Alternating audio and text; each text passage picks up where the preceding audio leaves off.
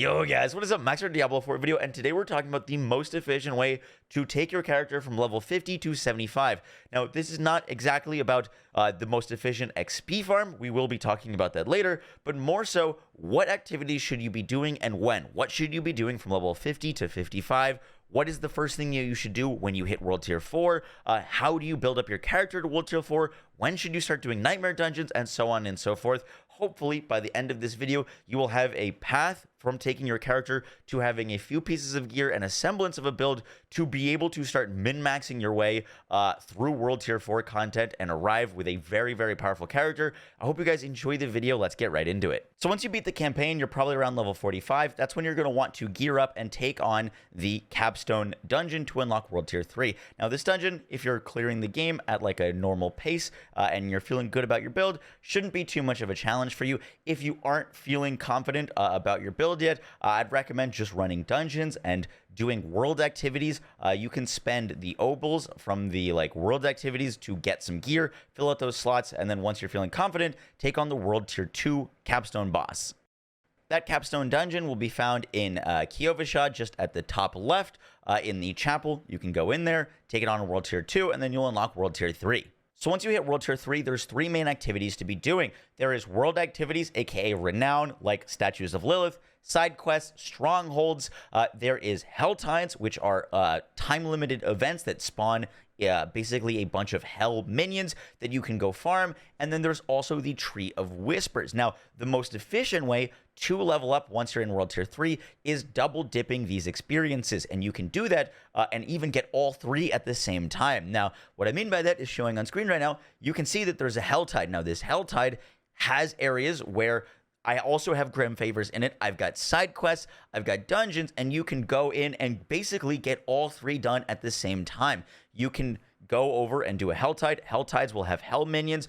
You'll get a resource to open up boxes. Those boxes will give you new weapons, but you can also get Grim Favor from doing that, and then you open up Grim Favor boxes, and those will give you a ton of experience and weapons. And if you're doing side quests or things like that in the areas, you'll also be getting Renown.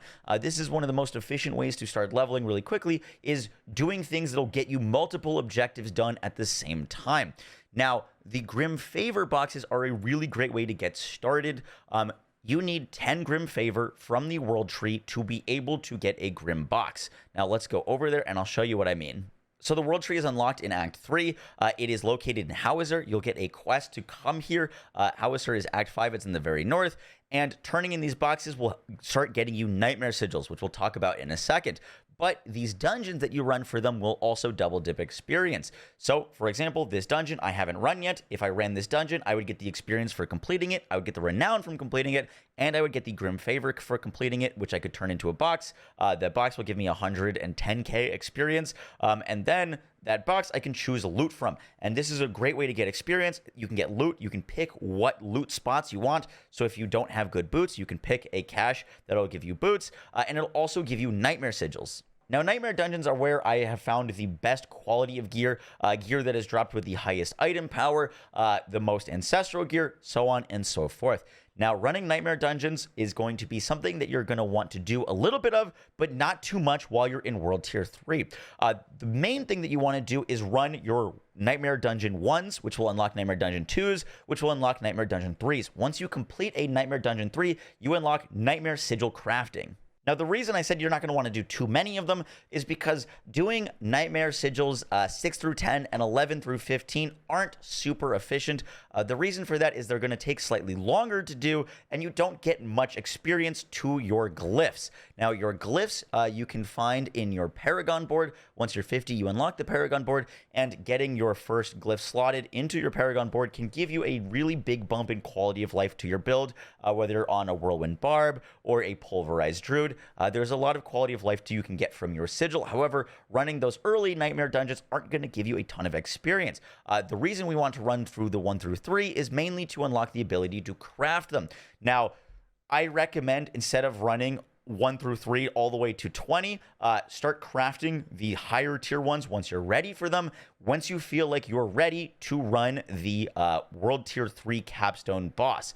The reason I say that is because the Capstone boss is going to be level 70.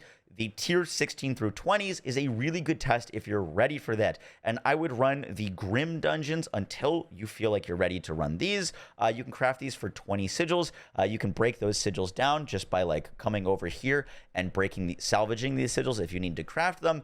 And crafting some of these nightmare dungeons, these higher ones, will give you massive experience buffs to your glyphs, and they'll tell you if you're ready or not for the capstone dungeon. So for example, a Nightmare Sigil level 20 is going to give you level 73 enemies. The way that it works is it's level 50 plus whatever the tier is plus 3. So a 20 dungeon or a 20 sigil will give you 73 enemies. So if you feel confident in running a 16 to 20 Nightmare Sigil, you should be more than fine to take on that capstone boss. Just to recap, from 50 to 60, you're going to be doing double dipping XP grinding, aka things that will give you renown, things that will give you grim favor, things that will give you a Helltide experience. Is just a really, really good way to get all these things done.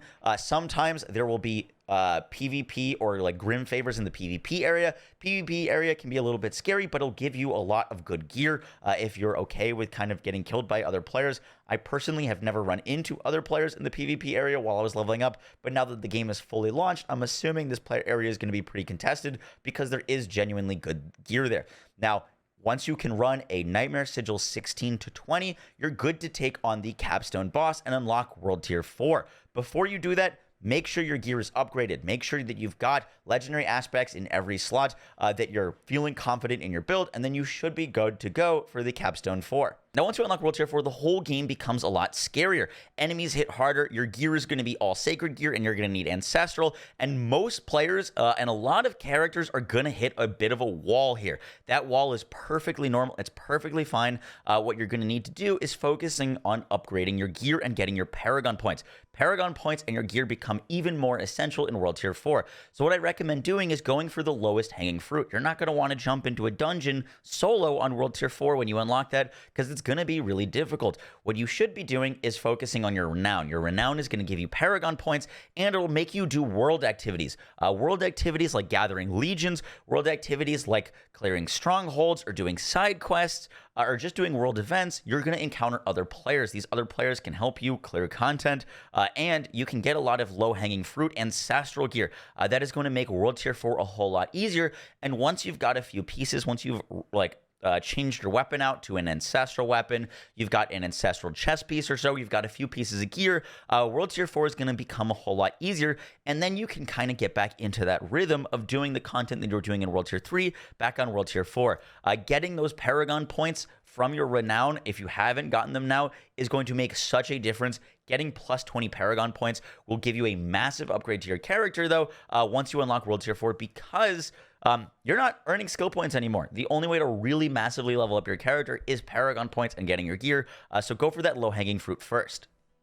Now that you've gotten a few upgrades on World Tier 4, your character's probably around level 62 to 63, you're going to want to start looking to do Nightmare Dungeons. Now, look to start doing Nightmare Dungeons 21.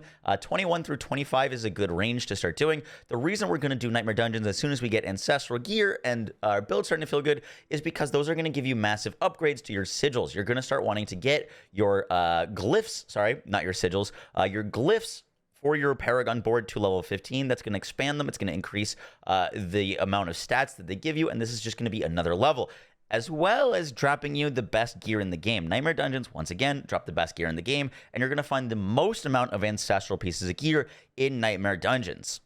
Once you've got your glyphs upgraded, you've got some points into your Paragon board, and you're doing pretty well with your build. Now we're actually going to leave the Nightmare Sigils behind completely and focus exclusively on blasting normal dungeons. The reason for this is normal dungeons, unfortunately, give better XP to your character than doing the Nightmare Dungeons in terms of the amount of elites, how fast you can do it, and how efficiently you can clear just normal dungeons. And so once you're around level 65 to 70, now it just comes down to blasting normal dungeons, especially if you can get a group for this.